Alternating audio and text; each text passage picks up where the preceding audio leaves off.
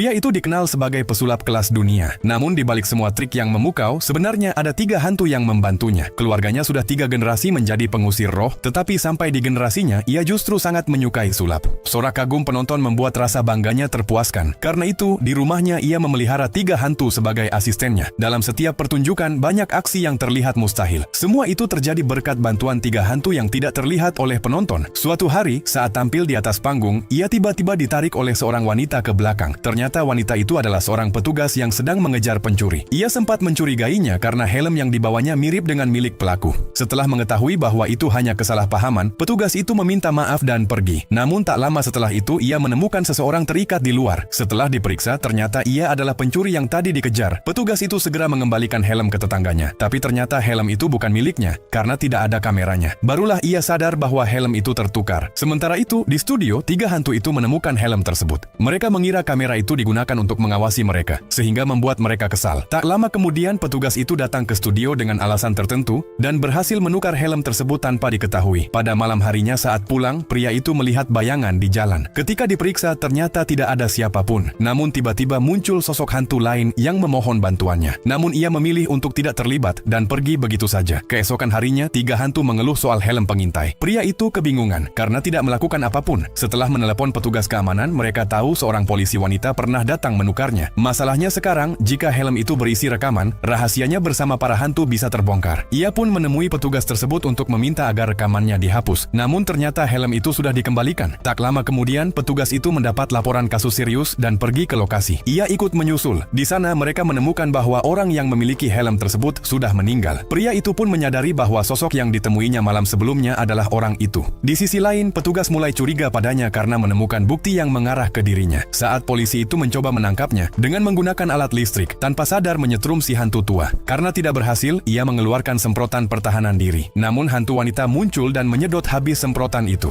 Terakhir ia mengambil tongkat, namun hantu gemuk menahannya. Akhirnya ia membawa petugas itu ke rumah dan menjelaskan semuanya, termasuk keberadaan para hantu tersebut. Namun petugas itu tetap tidak percaya dan menganggap semuanya hanya trik. Untuk membuktikan, ia mencoba menunjukkan langsung. Tetapi petugas itu masih ragu. Hingga akhirnya melalui serangkaian kejadian, perlahan ia mulai percaya bahwa ada sesuatu yang tidak bisa dijelaskan secara logika. Polisi itu lalu mengusulkan sebuah kesepakatan. Ia akan membantu menemukan helm itu, dan sebagai gantinya, pria itu akan membantunya menangkap pelaku sebenarnya.